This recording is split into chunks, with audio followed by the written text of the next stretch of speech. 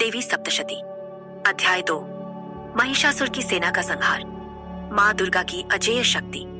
नमस्कार दोस्तों, स्वागत है आपका हमारे YouTube चैनल विक्रम आदित्य पर। आज हम लेकर आए हैं एक ऐसी रोमांचक और आत्मा को झकझोर देने वाली कथा जो आपके दिल और दिमाग को माँ दुर्गा की शक्ति से जोड़ देगी। शीर्षक है देवी सप्तशती अध्याय 2 महिषासुर की सेना का संहार। माँ दुर्गा की वह शक्ति जो ब्रह्मांड को हिला देती है। यह कथा सिर्फ एक कहानी नहीं बल्कि जीवन को बदल देने वाला अनुभव है। कल्पना कीजिए, एक ऐसी शक्ति जो देवताओं की रक्षा करती है, जो असुरों की विशाल सेना को पल में नष्ट कर देती है। क्या आप उस शक्ति को महसूस करना चाहेंगे? यह कथा आपको महामाया की अजेय शक्ति से जोड़ेगी और आपके भीतर की आध्यात्मिक चेतना को जागृत करेगी। तो इस वीडियो को अंत तक देखिए, क्योंकि आखिरी बात आपके दिमाग को हिला देगी। स्किप मत कीजिए, वरना आप इस वीडियो का सबसे बड़ा फायदा चूक जाएंगे। ओम ह्रीम। ऋषि बोले, पुराने समय में जब महिषासुर असुरों का अधिपति था और इंद्र देवताओं के राजा थे, तब देवताओं और असुरों के बीच 100 साल तक युद्ध हुआ। उस युद्ध में शक्तिशाली असुरों ने देवताओं की सेना को हरा दिया। सभी देवताओं को जीतकर महिषासुर स्वर्ग का स्वामी बन गया।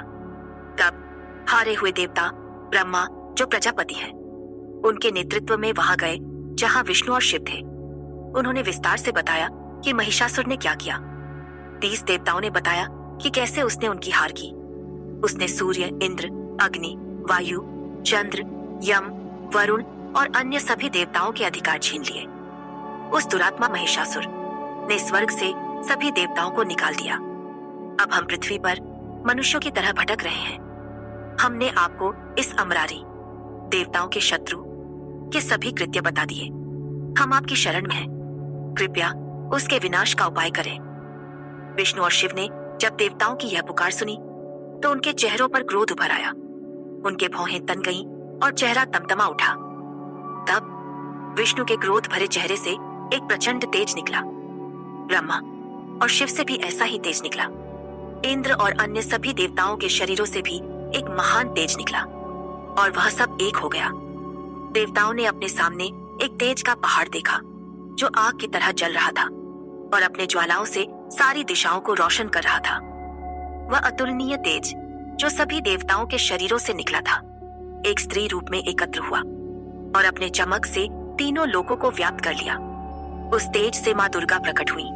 शिव के तेज से उनका मुख बना, यम के तेज से उनके केश बने, विष्णु के तेज से उनकी बाहें बनी, चंद्रमा के कोमल तेज से उनके स्तन बने, इंद्र के तेज से उनकी कमर बनी, वरुण के तेज से उनकी जंघाएं और ऊरु बनी, पृथ्वी के तेज से उनके नितंब बने, ब्रह्मा के तेज से उनके पैर बने, सूर्य के तेज से उनकी पैरों की अंगुलियां बनी, वसुओं के तेज से उनकी हाथ की अंगुलियां बनी, कुबेर के तेज से उनकी नाक बनी, प्रजापति के तेज से उनके दांत बने, अग्नि के तेज से उनकी 3 आंखें बनी, संध्या के तेज से उनकी भौहें बनी, वायु के तेज से उनके कान बने और बाकी सभी देवताओं के तेज से शिवा देवी की शुभ मूर्ति बनी।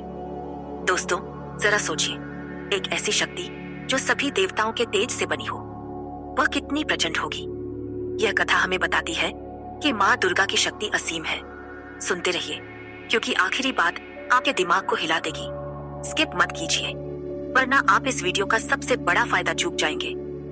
जब देवताओं ने उस तेज से उत्पन्न हुई देवी को देखा जो महिषासुर से पीड़ित थे, वे आनंद से भर गए। तब देवताओं ने उन्हें अपने अपने आयुध और आभूषण दिए। शिव ने अपने त्रिशूल से एक त्रिशूल निकाला और उसे दिया। विष्णु ने अपने चक्र से एक चक्र दिया। वरुण ने एक शंख दिया। अग्नि ने एक शक्ति भाला दी। वायु ने एक धनुष और 2 टूनीर बाणों से भरे दिए। इंद्र सहस्राक्ष ने अपने वज्र से एक वज्र और अपने ऐरावत हाथी से एक घंटी दी। यम ने अपने कालदंड से एक दंड दिया। वरुण जल के स्वामी ने एक पाश फंदा दिया।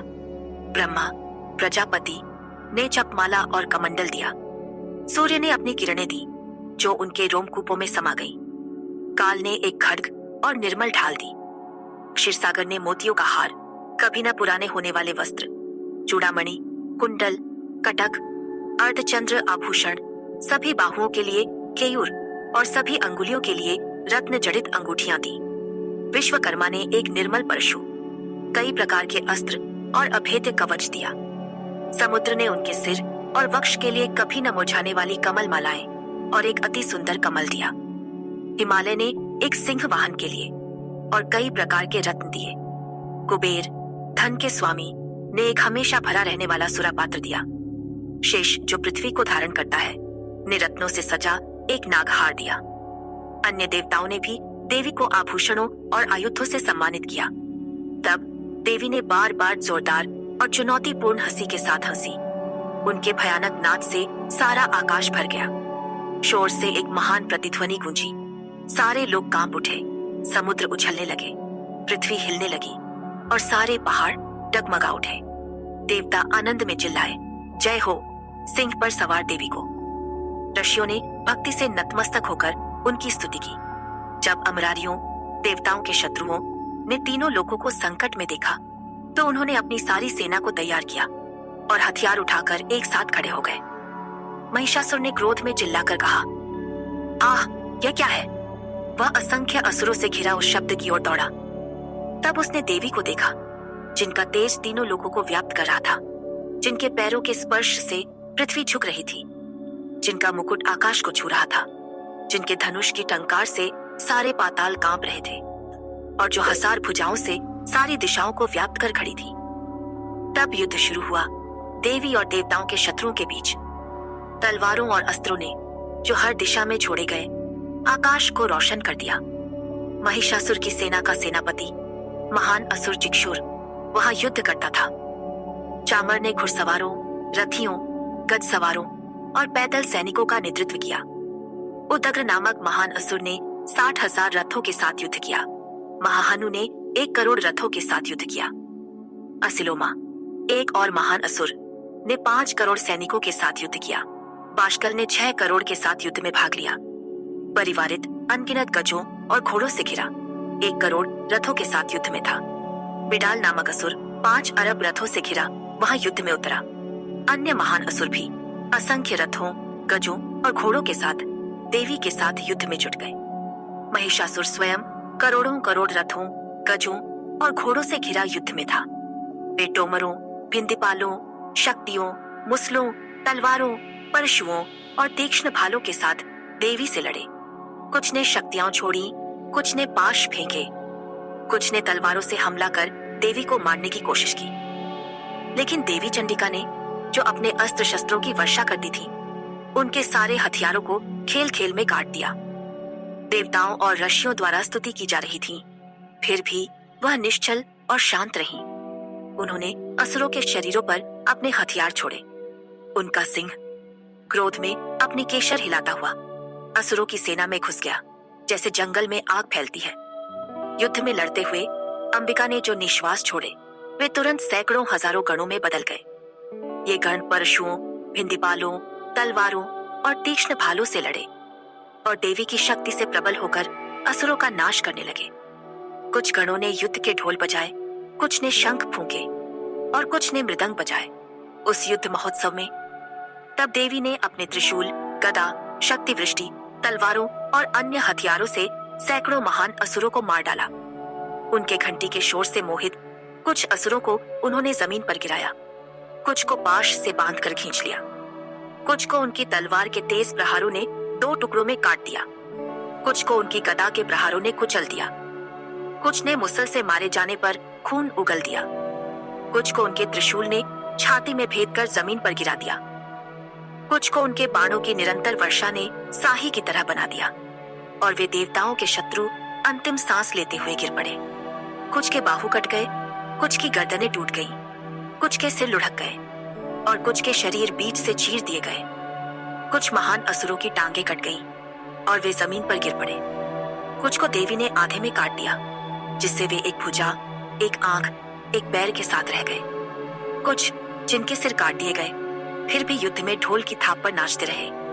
कुछ बिना सिर के धड़, तलवार, शक्ति और भाले पकड़े हुए रुको रुको कहते हुए देवी की ओर बढ़े। जहां वह महान युद्ध हुआ, वहां रथों, गजों, घोड़ों और असुरों के शवों से पृथ्वी अगम्य हो गई। रक्त की महान नदियां वहां बहने लगी। जो गजों, असुरों और घोड़ों से निकली असुर सेना के बीच में। पल में अंबिका ने उस विशाल असुर सेना को नष्ट कर दिया, जैसे आग तृण और लकड़ी के ढेर को जला देती है। उनका सिंह जोरदार नाद करता हुआ और अपनी केशर हिलाता हुआ शत्रुओं के शरीरों से प्राण खोजता रहा। देवी के गणों ने भी असुरों से युद्ध किया और देवताओं ने स्वर्ग से फूलों की वर्षा कर उनकी स्तुति की। दोस्तों, यह कथा हमें सिखाती है कि माँ दुर्गा की शक्ति से कोई नहीं बच सकता।